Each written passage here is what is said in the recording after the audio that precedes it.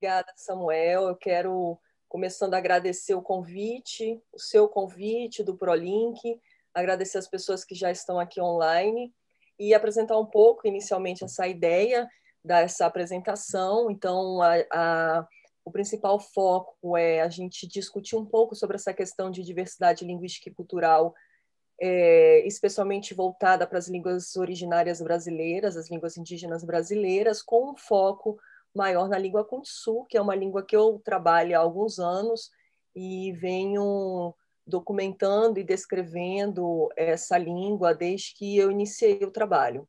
E aí eu vou apresentar para vocês um pouco dessa perspectiva do que a gente entende por diversidade linguística e cultural e como que essa perspectiva de trabalhar com uma língua indígena para que ela possa e de alguma forma levar esse conhecimento e ampliar esse conhecimento sobre a diversidade linguística e cultural. Bom, então foi pensando nessa dinâmica do que existe dentro do Brasil com relação a essas línguas indígenas e o que é falado, claro, de uma maneira mais concisa, não vou conseguir abordar muitas coisas, mas eu espero que o que eu não consegui abordar a gente possa trazer para um momento de discussão. Eu acho que isso aqui é mais um momento de diálogo do que só uma fala minha sobre o que eu gostaria de abordar. Então, eu vou iniciar com essa questão para que a gente possa compreender, inclusive, uma das coisas que eu conversei com o Samuel e que eu achei muito interessante a necessidade dos trabalhos com a língua portuguesa ou com as línguas que são faladas no Brasil, por ser um país multilingüe, e muitas vezes a gente se compromete ou só compreende o Brasil como um país de língua portuguesa, mas, na verdade, a língua portuguesa é apenas uma das oficiais hoje que nós temos, e temos outras línguas também consideradas minoritárias, que é o caso das línguas indígenas, mas também temos o caso de línguas de imigrantes, que provavelmente vocês ouviram falar em outros momentos aqui do ProLink.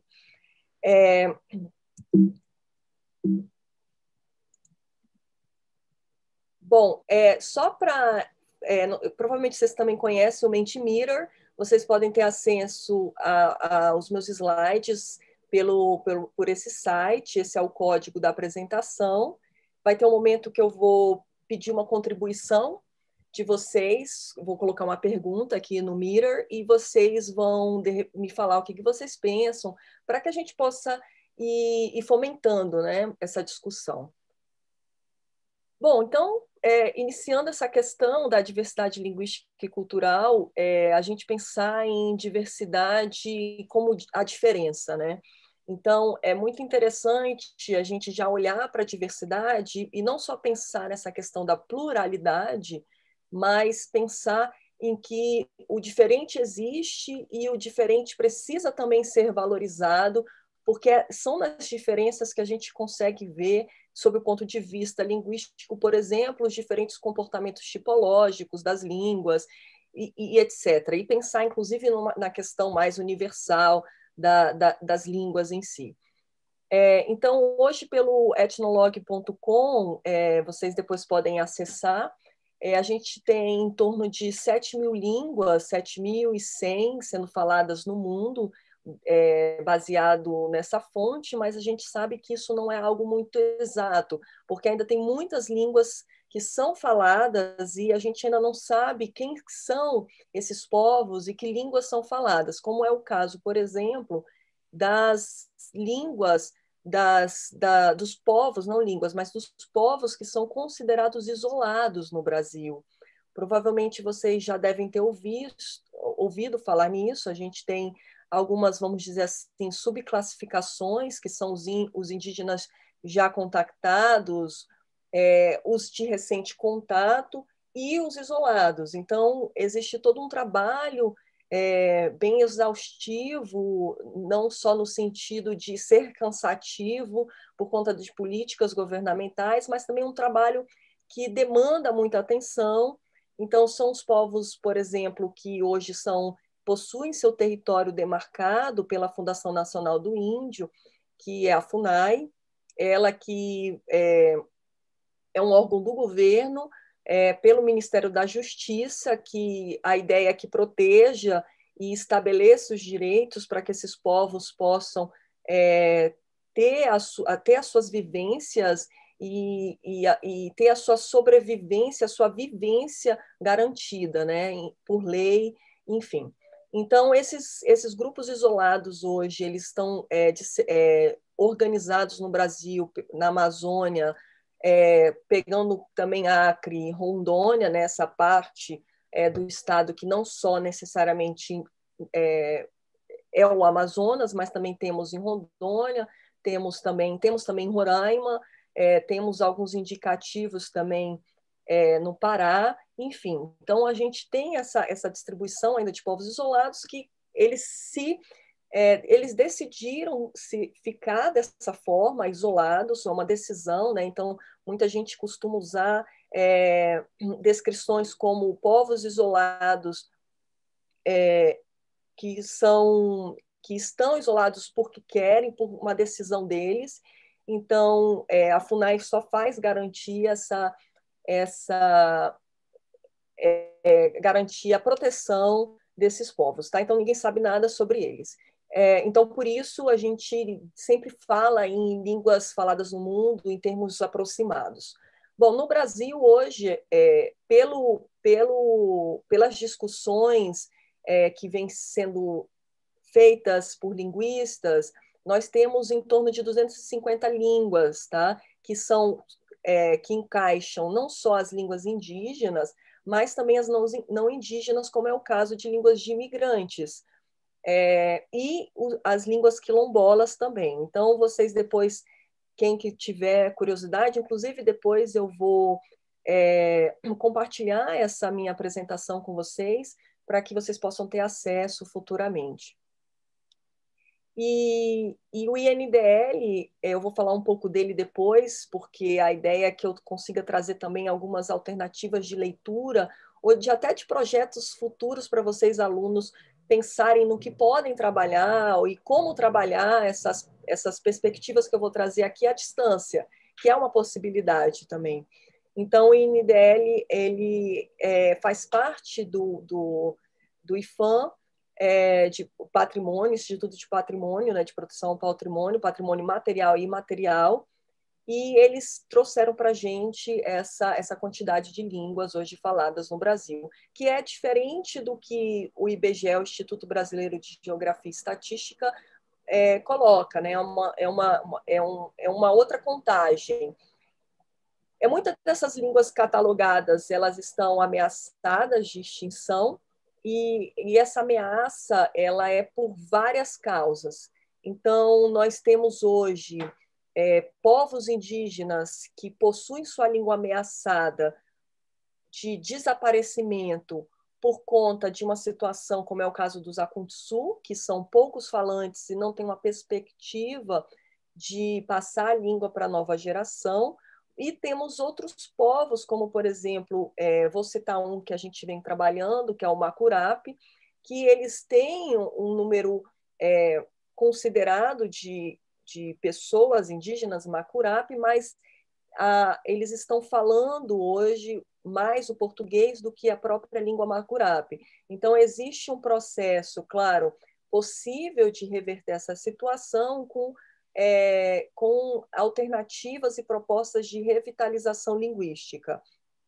E temos outros casos também de povos que, por exemplo, só os mais velhos falam a língua, ou só temos um ou dois pessoas que já são idosas que falam a língua e ninguém mais conhece.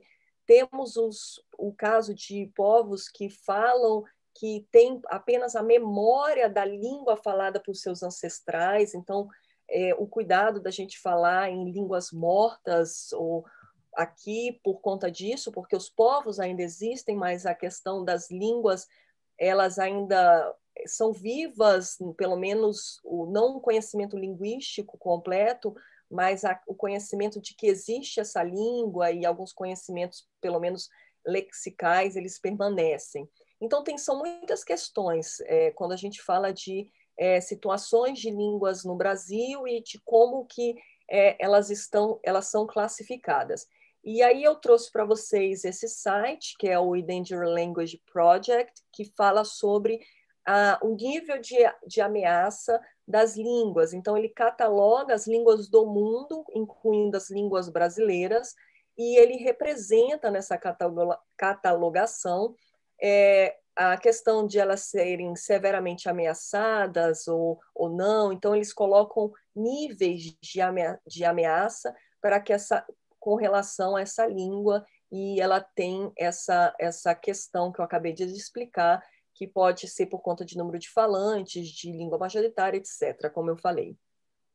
Bom, então, quando a gente também pensa na questão de diversidade linguística e cultural, tem vários projetos que estão atuando hoje no Brasil e fora do Brasil, parceria com o Brasil. É o caso do Projeto Tula, que trabalha com línguas tupi, e é um projeto que é coordenado, na verdade, ele é institucionalizado com a Universidade de Tübingen por Fabrício Gerardi, que coordena o projeto, eu aqui na UFPB e outras pessoas que fazem parte desse projeto. Então, depois, se vocês quiserem ouvir mais sobre o projeto ou entender mais sobre o projeto, existe essa página no Instagram, que é @projeto.tular, e nessa página tem um link na bio que vocês podem ter acesso à página institucional do projeto e a todos os trabalhos que são desenvolvidos lá. Então, esse projeto ele traz outros menores, que por exemplo, o trabalho com anotações de frases no TUDED, dentro das Universal Dependencies, e a gente tem outros projetos em andamento, como o projeto morfológico, de trabalhar esse banco de dados, que na verdade é essa ideia do Tular, trazer bancos de dados para as línguas tupi, que possam ser acessados por qualquer um e de fácil acesso para estudo, pesquisa, etc. Então, vale muito a pena depois vocês checarem. Qualquer coisa, depois a gente pode discutir mais, caso vocês tenham algumas outras perguntas sobre o projeto. Inclusive, o Fabrício está aqui, depois ele pode até participar das nossas conversas no final.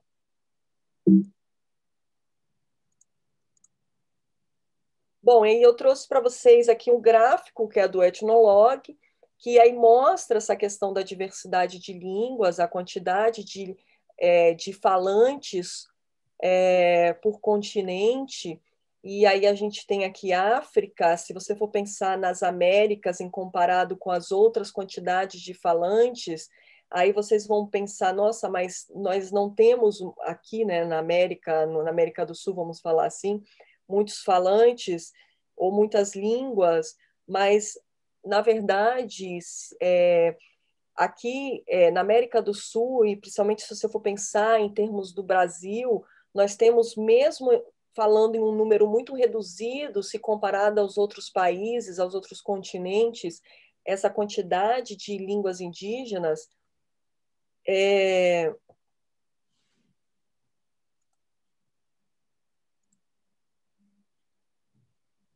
desculpa, eu estava só verificando o chat, eu não estou com acesso aqui ao chat por conta da apresentação.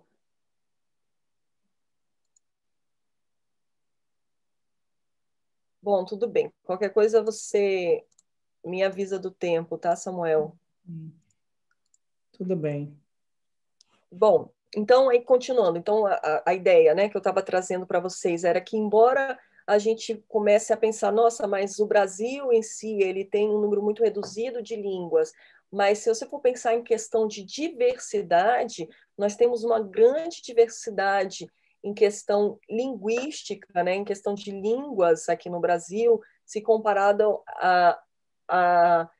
a outros países. Então, aqui, aí depois eu vou mostrar aqui no próximo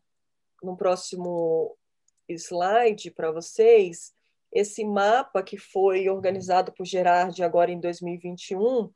Ele traz um pouco das línguas, das famílias linguísticas amazônicas, e aí vocês podem ver em vermelho as línguas tupi e a sua distribuição, como ela é muito bem distribuída na América do Sul, inclusive não só no Brasil. E aí a gente tem outras línguas que são faladas aqui. Mas a questão é que, por exemplo, se você for pensar, e trazendo sempre para o lado do Brasil, né? Rondônia, por exemplo, que é um estado que eu tenho trabalhado, que é onde os Akutsu estão. Hoje a gente tem uma quantidade,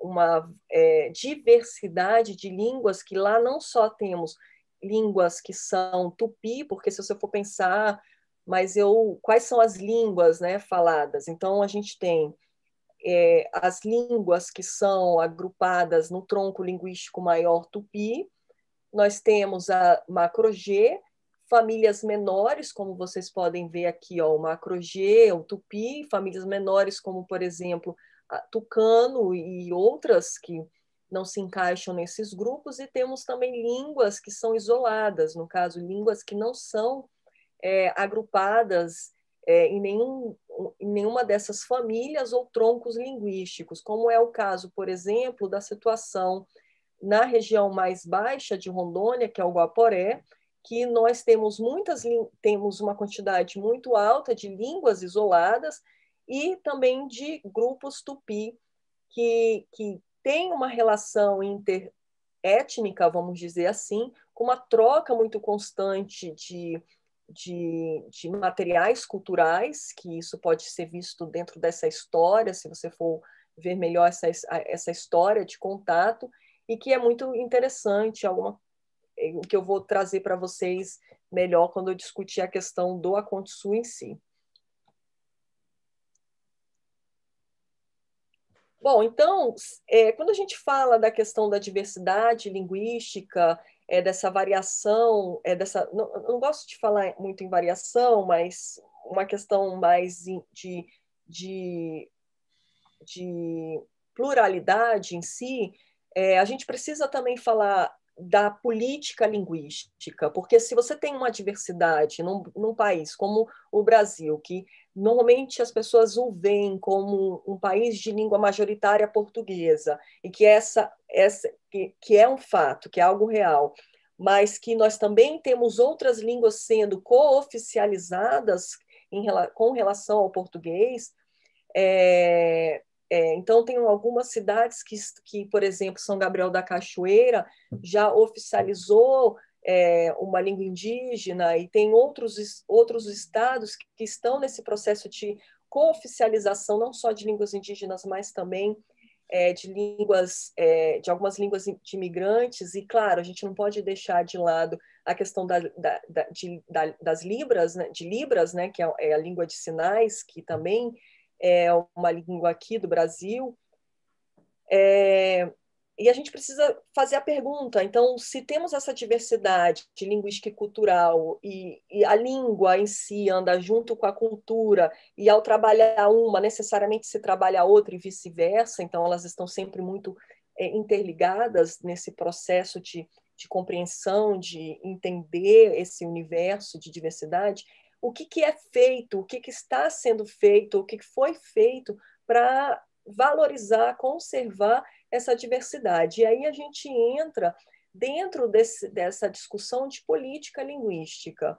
Então, existe uma discussão teórica em falar sobre política linguística, em uma vertente da linguística que é de análise do discurso francesa, que trata ideias das histórias linguísticas, história das ideias linguísticas, eu sempre troco, e que é bem fortalecido na Unicamp, por exemplo, por Oni Erland e os demais pesquisadores, enfim. Então, tem esse trabalho que discute, inclusive, essa diferença da política linguística para a política de línguas, mas independente da teoria que você vai trabalhar para trazer essa definição, o importante é que políticas linguísticas elas devem existir e elas precisam ser englobadas e discutidas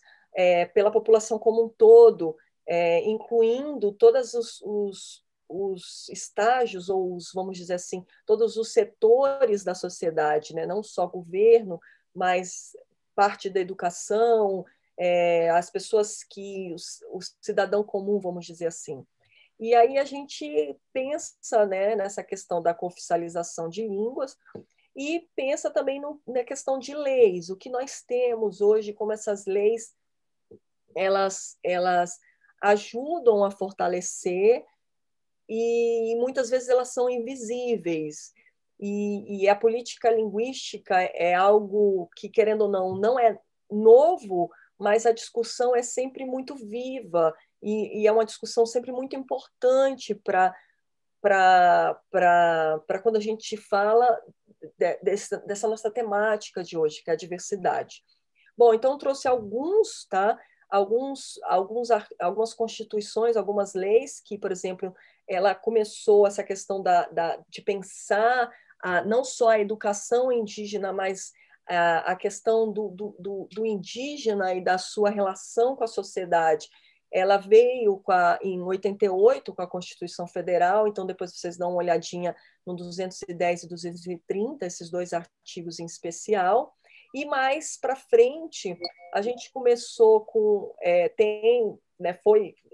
trouxeram para a gente essa questão do referencial curricular nacional para as escolas indígenas e outras discussões foram sendo aprimoradas, e se a gente for pensar nessa questão da educação, e é pela educação, e é na educação que a gente consegue fortalecer esses laços de política linguística, pelo menos é assim que eu vejo. Então, você compreendendo e entendendo esse processo, e é um processo que você não deve olhar só para o presente, você deve ir para o histórico, né, para a história. Então, compreendendo esse processo de educação, com o início lá atrás da catequese, depois passando para uma educação apenas voltada para o SPI, antiga FUNAI, e depois compartilhada pelo Ministério da Educação, né? E hoje um processo muito mais autônomo dos próprios indígenas e que que vem sendo fortalecido pela própria atuação deles como autores desse processo.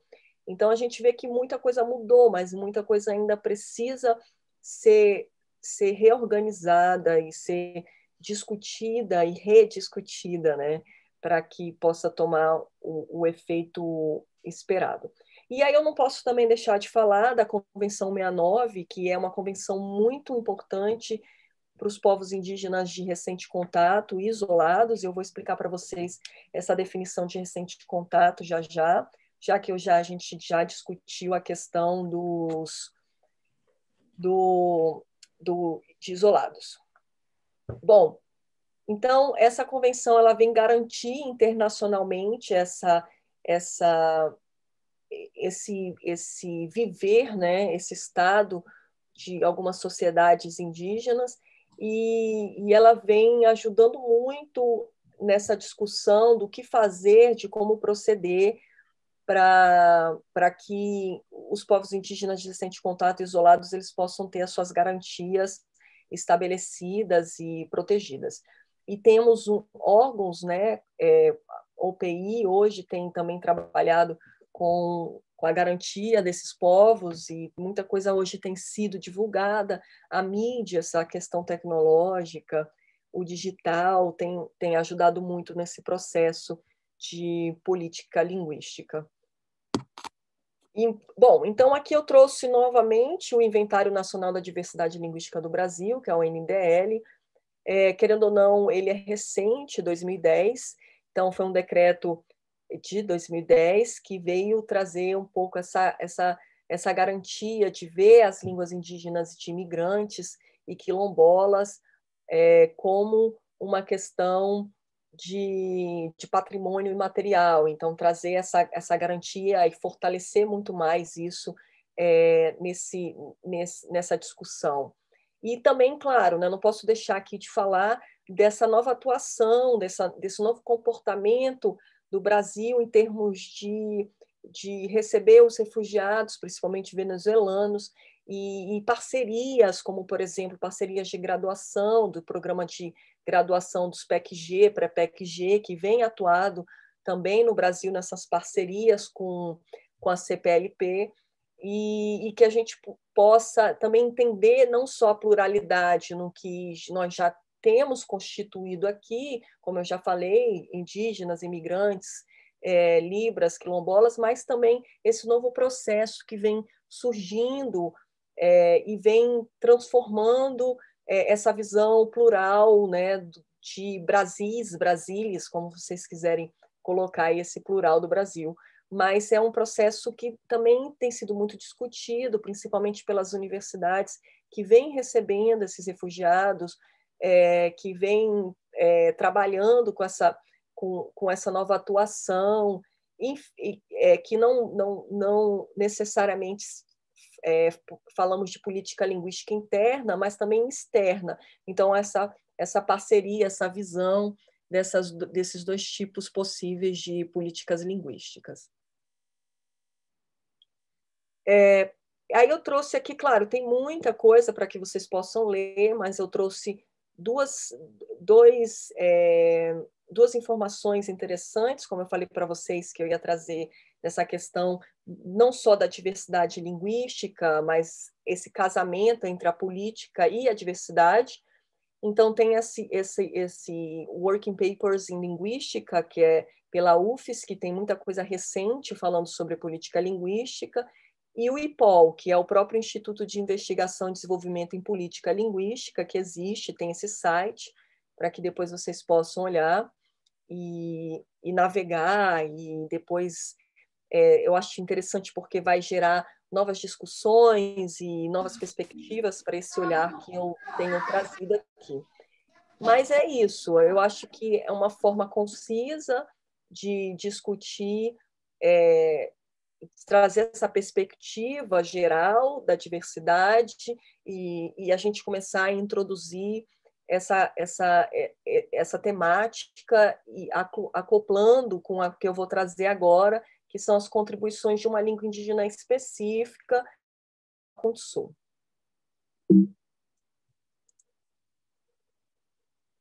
Antes, não sei se vocês vão conseguir participar, mas quem conseguir entrar no Mentimeter e já responder, por que devemos conservar e preservar a diversidade de línguas? E, claro, eu acho que entra também a cultural, né? Não só línguas, mas o cultural também. Precisa de algum link ou não? Só do código? Não, só você entrar, colocar o www.menti.com e o código 11 37 8175. Aos meus alunos, vamos participar. Ver se vocês vão conseguir. Vamos ver o que vocês pensam sobre isso. E aí depois a gente traz, né, essa discussão para o final, para que vocês possam ter um momento para desenvolver o que vocês colocarem aqui. E é uma nuvem de palavras, então vocês não vão conseguir escrever muita coisa.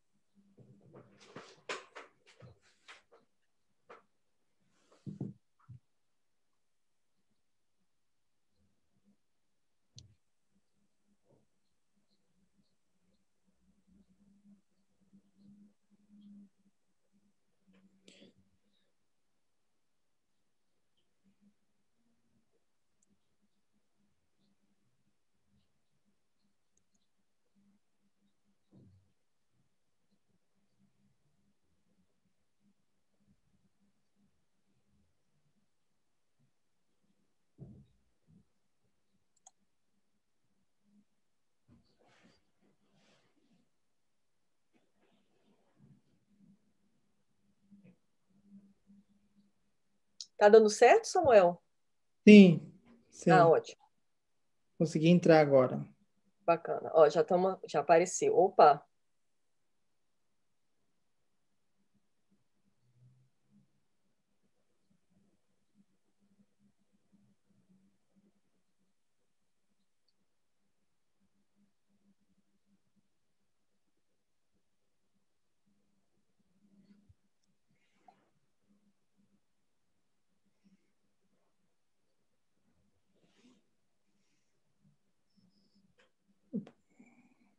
Bom, então já apareceu aqui língua e cultura, conhecimento do outro, a diversidade é benéfica pelo respeito aos povos, cognição, cultura, cultura novamente.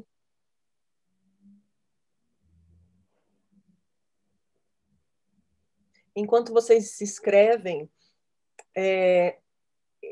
existe todo um trabalho com relação a essa questão de conservação e preservação da diversidade de línguas e culturas.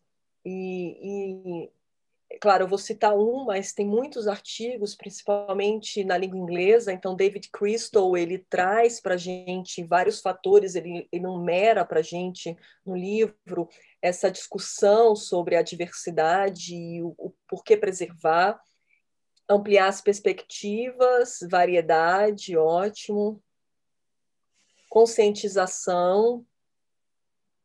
Então, uma das coisas, variedade já li, né?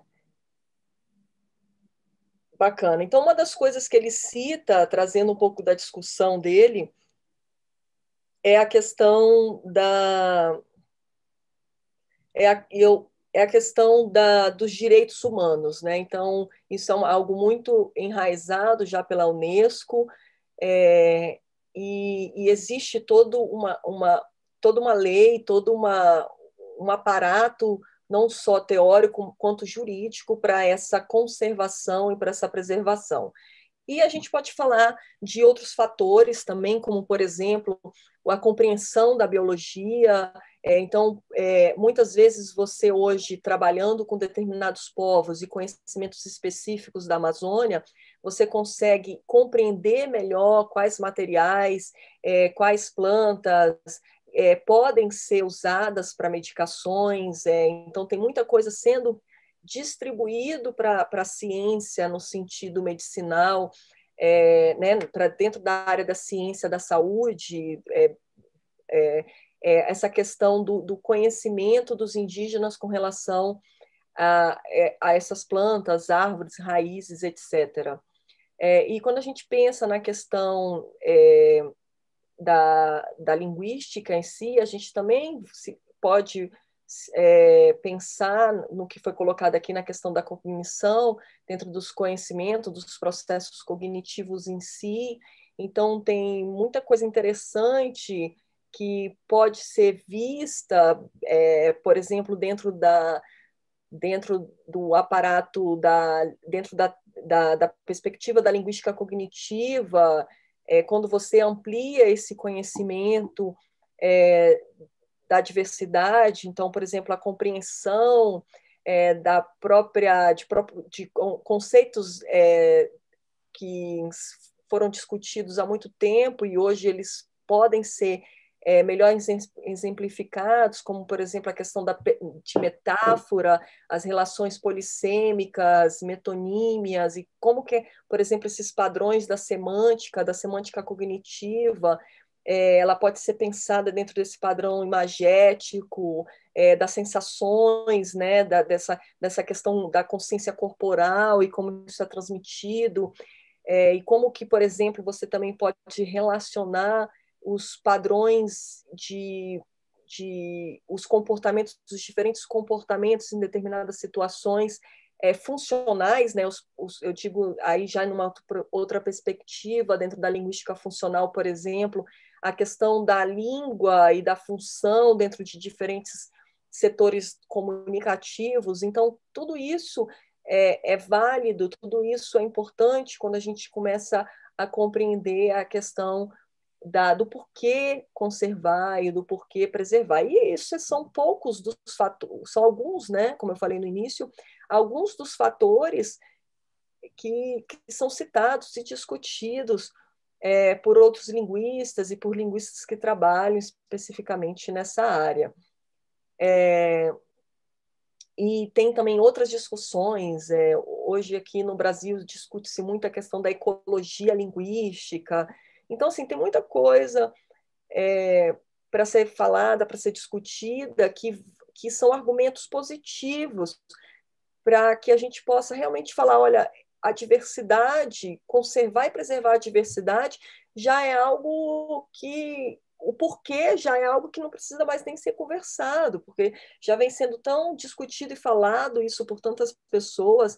E claro, por exemplo, outra coisa que eu mencionei no início, a questão da tipologia das línguas. Então, como que eu posso observar os padrões tipológicos sobre a perspectiva gramatical, por exemplo, o alinhamento das línguas, ordem de palavra. Então, tudo isso é muito, vamos dizer assim, beneficiado pela diversidade. Então, a diversidade, a diferença, como eu falei, comecei a minha fala lá no início, né? Essa diferença que faz a gente compreender alguns elementos interessantes, não só da linguística, mas como, por exemplo, da antropologia, da biologia, da arqueologia, e pensar nisso também de uma forma interdisciplinar, numa relação transdisciplinar, né, no sentido de ir além daquilo que a gente tem dentro da escola, dentro da universidade,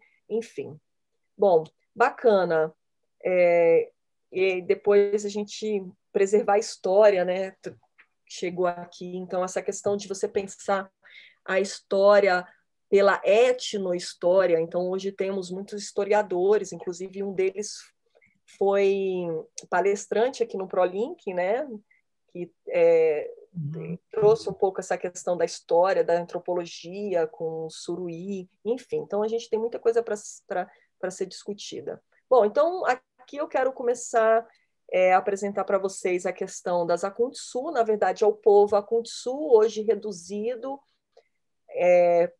em 3 falantes mulheres, que da esquerda para a direita nós temos aí a Babauru, a Iga e a Pulgapia. Então, elas são famílias, no sentido de que é mãe, da direita para a esquerda, e as filhas. E quando hoje os Akuntsu, eles são considerados povos de recente contato, e elas, no setido de que elas tiveram um processo de contato em 1995, por uma questão que era realmente para o contato ser feito, porque eles iam morrer, eles iam ser mortos, vamos falar assim, né?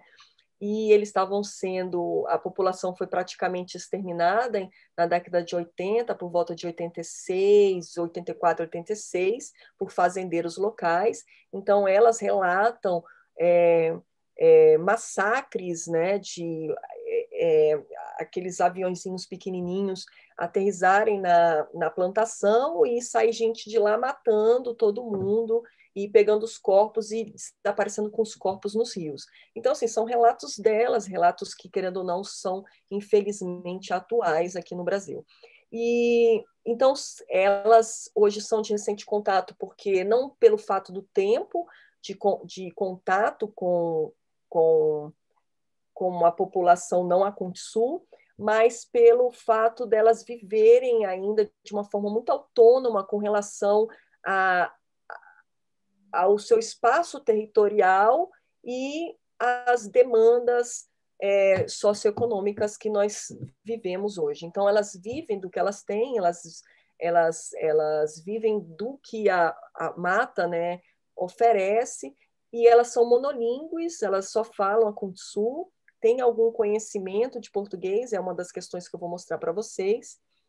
E a língua, como o Samuel falou, ela é parte da família Tupari, do tronco Tupi. Bom, aqui eu trouxe para vocês terem uma noção, Brasil, então, no mapa acima, Rondônia abaixo, e as terras indígenas hoje de Rondônia. Então, a terra indígena Rio-Merê é o número 2, que é onde estão hoje as Akuntsu, e dividem esse território também, esse território indígena, com 3 Canoê, que são de línguas, falantes de línguas isoladas. Mas por uma questão de fuga durante aquele momento que eu falei para vocês, de 85, 86, eles tiveram que compartilhar o mesmo território, mesmo sendo falantes de línguas completamente diferentes e culturas também completamente diferentes. Então, eles foram obrigados a dividir esse mesmo território, que é algo que também é semelhante na história do Brasil, né? Então, se vocês forem observar, por exemplo, a terra indígena Rio Branco, que é o número 6 aqui, muitos povos estão lá por conta de um processo do seringal, né, do início do seringal em Rondônia, que pegaram todos os indígenas que estavam separados, juntaram eles sem saber quem era quem, se podia ou não, se eram inimigos ou não, tudo dentro do mesmo território. Então, era algo comum na época. Essa terra indígena Massaco, que está logo embaixo do número 6, ela é uma terra indígena de indígenas isolados, tá, pessoal? Então, é uma terra indígena que eu já fui lá, ela divide o meio ambiente em si, a gente pode dizer que é uma divisão do cerrado com a floresta amazônica. Então, esses isolados que estão ali, eles são nômades, eles não produzem, não tem uma agricultura, não tem uma produção, não tem um processo de plantação, né, como os Akuntsu, então eles ficam de um lugar para o outro. Então, essa garantia de um território amplo, principalmente para esses povos nômades, é crucial, é fundamental. Bom, então um pouco aqui do histórico, eu já meio que mostrei para vocês, falei um pouco isso antes. Então, esse processo de colonização do estado de Rondônia foi um pouco mais antigo, desculpa, foi um pouco mais recente, se comparado, por exemplo, com o processo de colonização do Nordeste, das regiões mais próximas do Nordeste, e os povos indígenas ali foram mais impactados em 2 momentos. Nesse primeiro momento, com a exploração da borracha, na construção de seringais. Então, foi um processo assim horroroso na história do Brasil, envolve não só um extermínio não só dos povos indígenas, mas um processo muito triste dos nordestinos que estavam em busca de novas vidas, né, nessas novas atividades que estavam começando no Brasil. E o segundo, mais intensificado com o início da Segunda Guerra Mundial. Então, esse primeiro ocorreu em torno de 1870 e depois em 1940 aproximadamente. E os Akuntsu, eles foram mais impactados em 1980, 40 anos depois, mais ou menos, tá? Tudo muito aproximado, porque a gente se baseia nisso em relatos da FUNAI, de constatação de relatórios, de relatos de pessoas que falam que tinha um indígena passou aqui, ou vimos confusão aqui. Então, a gente vai se baseando muito nesses relatos. E com o processo do INCRA, então, teve um momento que o INCRA, do governo, né, uma relação com o governo federal, que falou, vamos colonizar, vem todo mundo para Rondônia, porque precisamos que essa região seja colonizada, como se não existisse ninguém ali. Então, com esse processo de extração de madeira e da expansão agropecuária, foi o grande impacto dos Akuntsu e dos povos que estavam que ainda estavam protegidos pela mata ali naquele momento. Então, os Akuntsu, eles saíram mais ou menos do interior da região que eles estavam, que é o território tradicional deles, que hoje é só fazenda, esse território tradicional, perto das cabeceiras do Tanaru, que vocês depois, quando vocês tiverem acesso ao mapa, vocês podem ver que tem lá no mapa o Tanaru. Inclusive, hoje o Tanaru, nós temos apenas um indígena, que é conhecido como o Índio do Buraco, e ele vive sozinho nessa terra, é considerado também isolado, ninguém sabe nada dele, ele nunca quis contato e vive sozinho há anos, né? Ele dorme, ele faz buraco e dorme lá dentro, uma forma de proteção. Bom, então esse era um território muito dos Akuntsu, eles foram expulsos de lá e hoje se encontram num território mais alto, que é fácil de compreender por quê, é mais difícil chegarem às máquinas, enfim. E a gente tem esses relatos do Akuntsu nesse artigo que eu escrevi com o Altair Algaia, que é um indigenista, que é coordenador da Frente de Proteção Etnoambiental Guaporé, onde estão os Akuntsu, e trabalha com eles desde o início do contato. E tem histórias assim maravilhosas e tem ajudado muito na pesquisa com esses povos, enfim, com outros também. Bom, e é isso. Eu acho que esse histórico acho que ficou claro. Eu só quero mostrar para vocês o tamanho do território que os Akuntsu vivem, é mínimo, e em volta é tudo destruição, tá? Então, assim, eu ajudei, inclusive, o pessoal fazer um estudo sobre a questão da água, da condição dos rios no território, na terra indígena Rio Omerê, e houve essa constatação de que as águas ali já não estão mais próprias para beber, por conta deles estarem acabando com as cabeceiras próximas aos rios que passam pela terra indígena dos Akuntsu. Bom, então, esse é um pouco um momento muito interessante. Eu aconselho todo mundo a assistir esse documentário do Corumbiara, feito por Van Sancarelli. A gente, trabalhando com os Akuntsu, a gente pôde entender um pouco dessa história. Então, aqui eu repito um pouco o que eu falei já no início. Então, teve um início desses rumores mais ou menos em 85.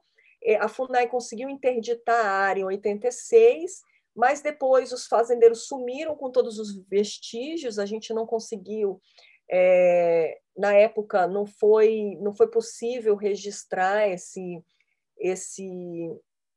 provar que existiam indígenas lá, e aí foi desinterditada a área, e a área só conseguiu ser interditada em 95, quando o Van Sancarelli ele conseguiu ir junto com Algaia e Marcelo dos Santos, que trabalhavam na FUNAI na época, e conseguiram jogar esse vídeo na mídia, e aí conseguiram, enfim, interditar a área, mas a área foi homologada também muitos anos depois.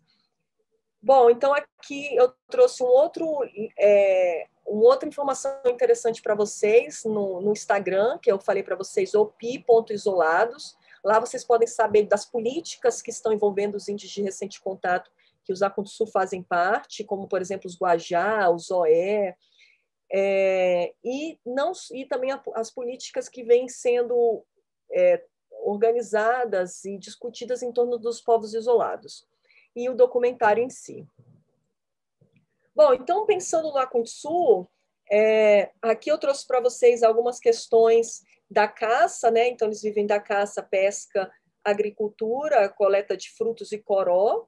Não sei se vocês conhecem o coró, mas são alguns bichinhos que vivem, que nascem das árvores de pau podre, e eles se alimentam daqueles vestígios, a gente chama de coró. As atividades dos Akuntsu são basicamente essas, e são bem distribuídas entre as mulheres e os homens. Os homens são aqueles que realmente trazem a caça, e os alimentos eles são muito bem definidos em termos da relação estar saudável versus o estar doente, né? Então aqui eu tenho uma tabela para mostrar para vocês daqueles bichos que não comem e daqueles dos bichos que eles comem. Em toda a justificativa, então, por exemplo, a arara vermelha não come, coração do jabuti as mulheres não comem, tatu canastra ninguém come, tabatinga, que é um peixe que eles trouxeram, né, do Amazonas, não tem lá, mas pela criação que foi desenvolvida lá na terra indígena, um projeto muito legal de criação de peixes, elas não comem.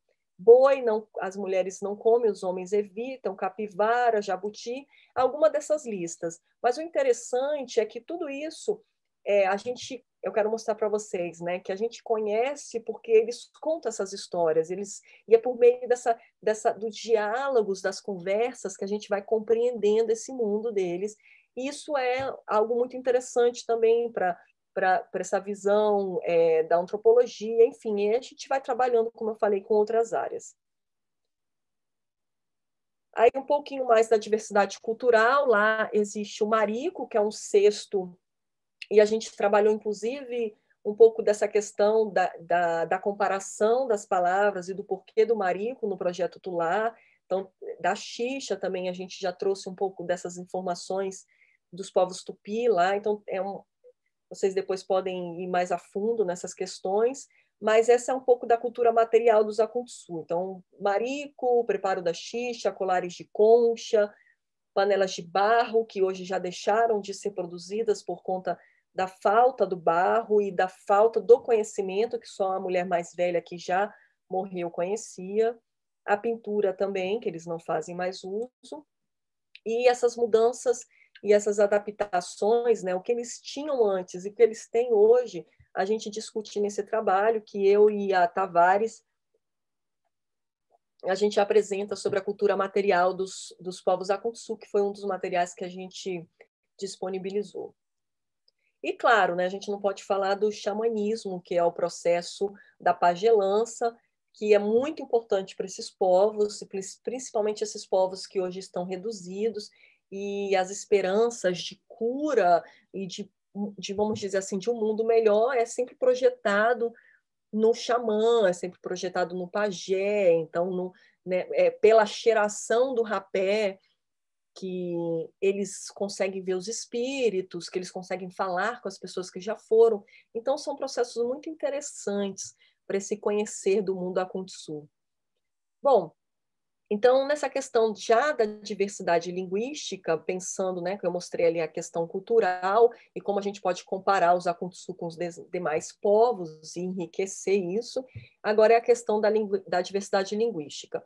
Então, eu trouxe dois fatores para vocês importantes, que eu acho aqui no momento, que é o pensar na fonologia e na morfossintaxe, e na questão da variação linguística sob o ponto de vista da sociolinguística, de Labov, enfim, pensar nessa conjugação de teorias.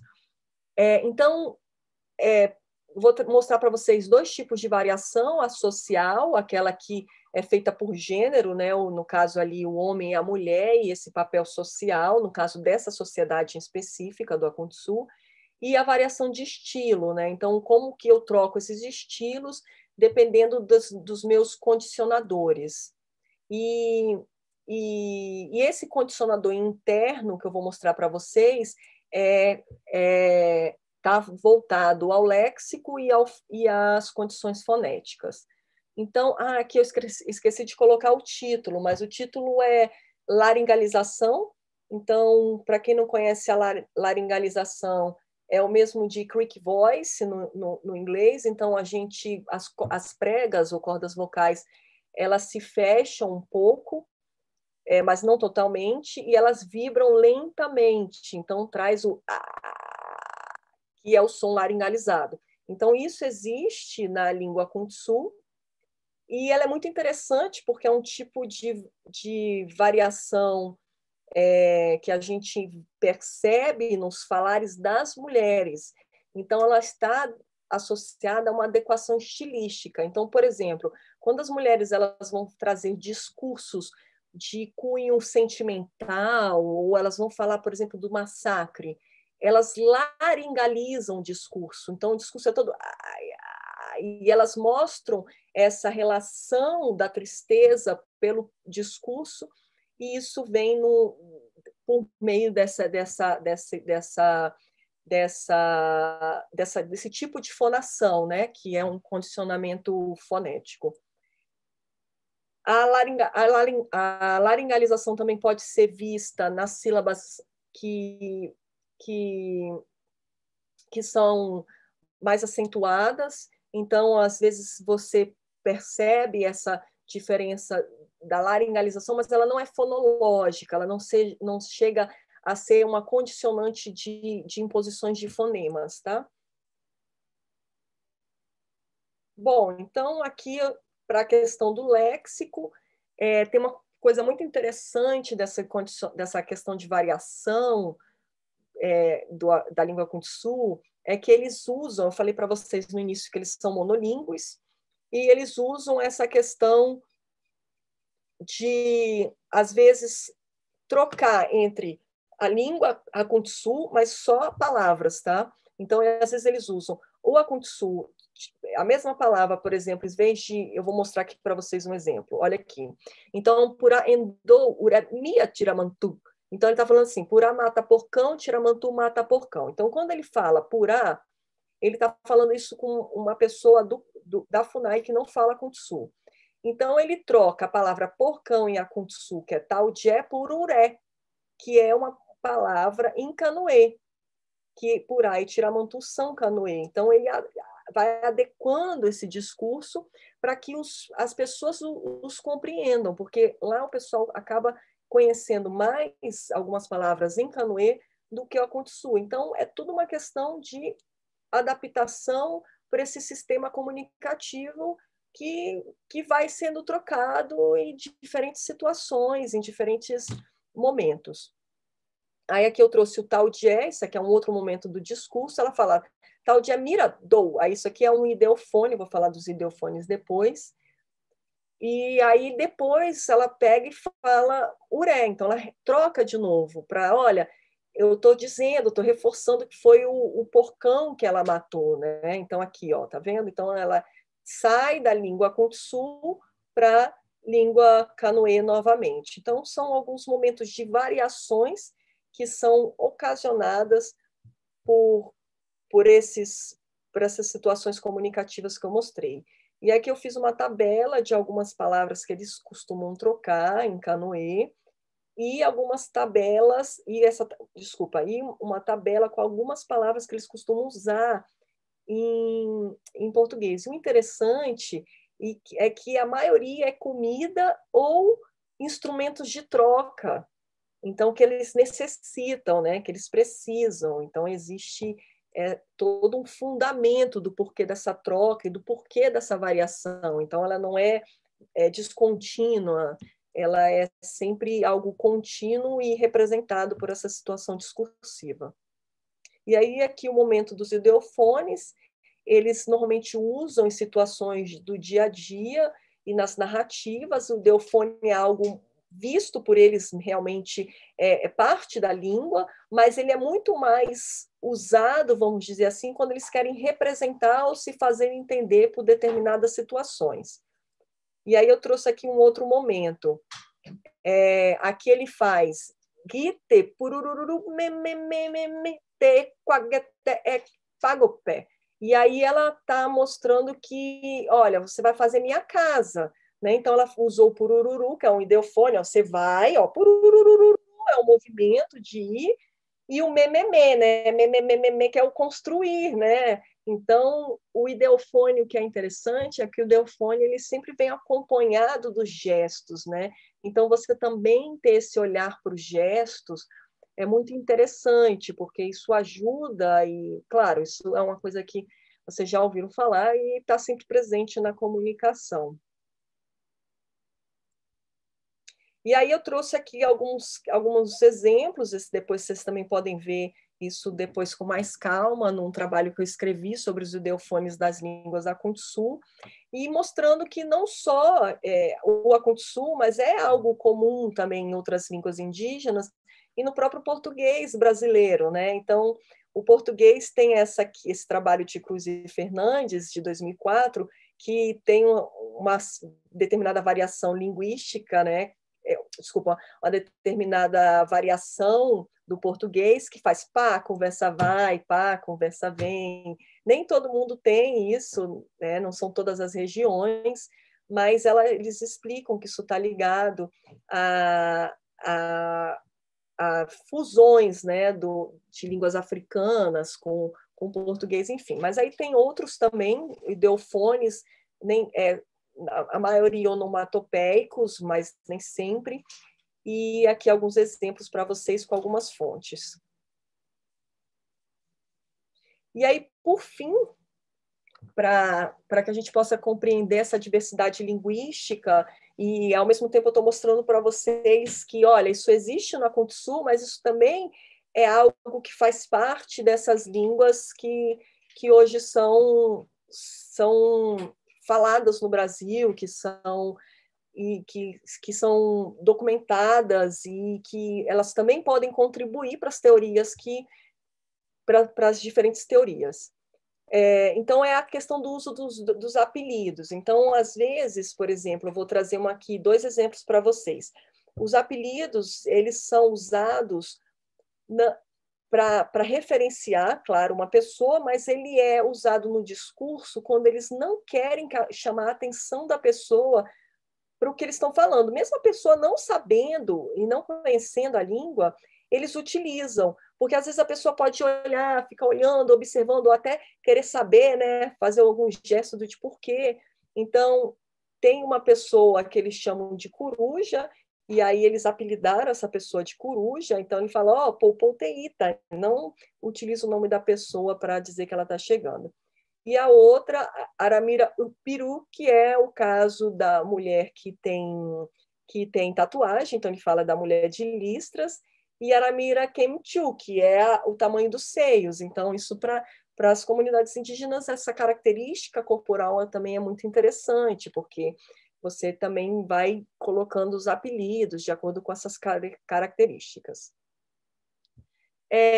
Bom, então, assim, de uma forma reduzida, essas questões, tanto fonológicas como lexicais, elas vão representar essas variações e elas vão representar essa relação da língua com esses contextos comunicativos, né, que vêm dessas interações sociais, e essas interações sociais hoje, que faz parte do grupo Akutsu, é essa questão dessa relação com a FUNAI, da relação com os povos Canoê e com aqueles que estão chegando, porque elas só ficam ali na terra indígena, não tem essa relação de sair, enfim, como eu falei para vocês, a característica, né, a definição hoje desses povos isolados, desculpa, de recente contato. Embora alguns de recente contato, os mais novos já saem, já fazem outras intermediações. E essa relação das palavras, né, com os diferentes contextos que a gente pode encontrar, que os falantes se encontram, e como que esses contextos eles podem também ser readaptados na fonologia e nos aspectos morfossintáticos. Tem um documento, não é um documentário, mas eu fiz um trabalho para um projeto para as escolas da região. E, assim, na verdade, a gente queria que as escolas, as crianças começassem, os adolescentes, a serem educados e falar, olha, aqui do lado existe um indígena de recente contato, aqui do lado existe um indígena isolado. E quem são esses povos indígenas? Então, a gente fez um material bem educativo, bem simples, para mostrar quem são esses povos, mas depois eu acho que a gente não tem tempo, eu deixo isso para mostrar para vocês depois. E aí eu trouxe essa questão essa citação do Crystal, que fala: se a diversidade é um pré-requisito para o sucesso da humanidade, então a preservação da diversidade linguística é essencial, pois a língua está no cerne do que significa ser humano. Eu acho que isso casa muito bem, tá, com o que a gente discutiu. Aqui, desculpa. Aqui tem algumas referências, eu esqueci de colocar algumas outras, ou não. Bom, eu acho que está tudo aqui. Mas, assim, caso vocês queiram outras referências,